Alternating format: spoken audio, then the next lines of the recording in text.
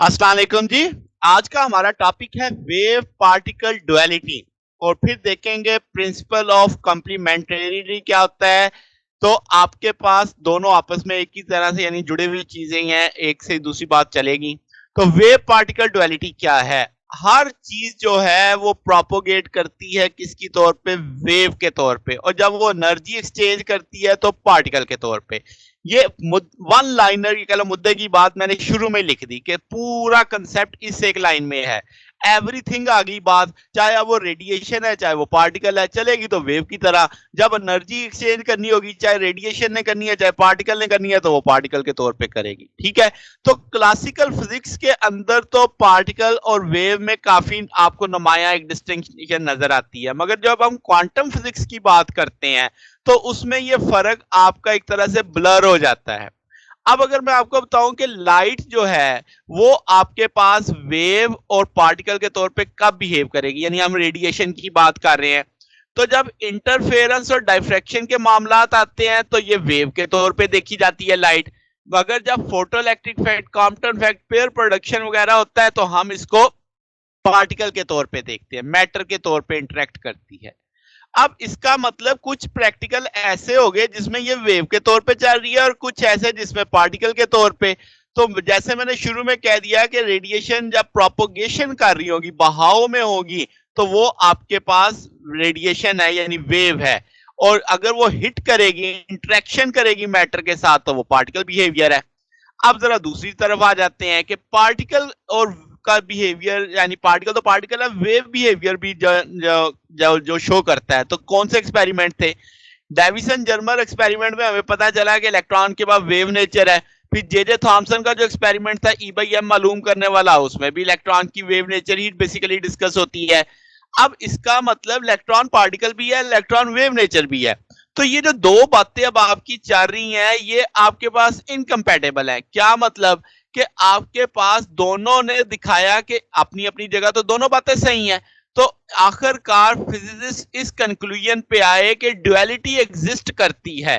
तो इस चीज को हम नाम देते हैं वेव पार्टिकल ड्युअलिटी। ठीक है। तो वेव पार्टिकल डुअलिटी समझ आ गई कि यानी पार्टिकल वेव के तौर पे बिहेव कर सकता है, पार्टिकल पार्टिकल के तौर पे बिहेव कर सकता है। आपकी रेडिएशन या वेव, जो फोटॉन रेडिएशन है वो पार्टिकल के तौर पे भी बिहेव कर सकती है और वेव के तौर पे भी बिहेव कर सकती है। तो ये डुअलिटी है। अब आपके पास एक बहुत अहम चीज है, प्रिंसिपल ऑफ कॉम्प्लीमेंटेरिटी। ये 1928 में बोहर ने सजेस्ट किया कि आपके पास वेव और जो पार्टिकल प्रॉपर्टीज हैं ये कॉम्प्लीमेंटेरी हैं।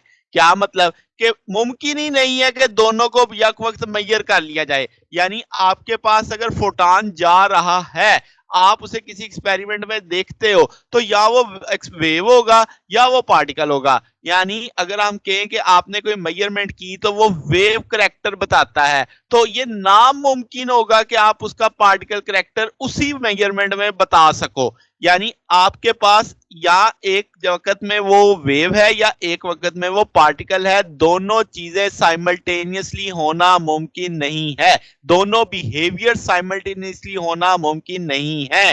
ठीक है। तो जब आप वेव बिहेवियर ऑब्जर्व करते हो तो पार्टिकल नहीं हो सकती, वाइस वर्सा। आप मान लो इस बात को। ये जो कहानी है, ये जो आइडिया था, ये कहलाता है बोहर कॉम्प्लीमेंटरी प्रिंसिपल। ठीक है। तो इसका मतलब आप दूसरे एंगल से इस बात को सोचो कि अगर एक प्रॉपर्टी का मैग्नीट्यूड ज्यादा है, यानी वेव करेक्टर लेट से ज्यादा है, डोमिनेट करता है, तो दूसरे वाले का करेक्टर उतना ही कम हो जाएगा। यानी अगर पार्टिकल प्रॉपर्टी डोमिनेट कर रही है तो वेव प्रॉपर्टी आप नहीं देख पाओगे। अगर वेव प्रॉपर्टी डोमिनेट कर रही है तो फिर पार्टिकल नहीं देख पाओगे। इसकी अगर आप एग्जांपल देखना चाहें, एक्सरे और गामा रे, ये बहुत हाई एनर्जी वाले फोटॉन है। तो इनकी जो पार्टिकल प्रॉपर्टी है वो ज्यादा डोमिनेटिंग है, क्योंकि ये ज्यादा आयनाइजेशन कर सकते हैं, ज्यादा टकरे मार सकते हैं, तो हम इनका वेव बिहेवियर नहीं देख पाते। फिर जब आपके रेडियो वेव्स की वेवलेंथ बहुत बड़ी है तो आप उनका पार्टिकल बिहेवियर नहीं देख पाते। ठीक है। तो ये जो ड्यूअल नेचर थी पार्टिकल की, जो आपके पास इस बात पे यानी जो बात तय हुई, डी ब्रोगली को 1929 में नोबेल प्राइज मिला और इस चीज को कंफर्मेशन करने पे डेविसन जर्मर को 1937 पे नोबेल प्राइज मिला।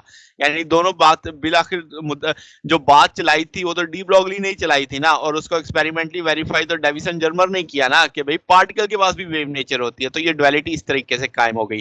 तो ये हमारा आज का टॉपिक था। अगर आपको इसमें कोई बात पूछनी हो, डाउट हो तो नीचे कमेंट्स में पूछ सकते हैं। वीडियो अच्छी लगी हो तो वीडियो को लाइक कीजिएगा, दोस्तों के साथ शेयर कीजिएगा, चैनल को सब्सक्राइब कर दीजिएगा। अब तक के लिए इतना ही, बाकी इंशाल्लाह फिर नेक्स्ट देखेंगे। ओके, अल्लाह हाफिज।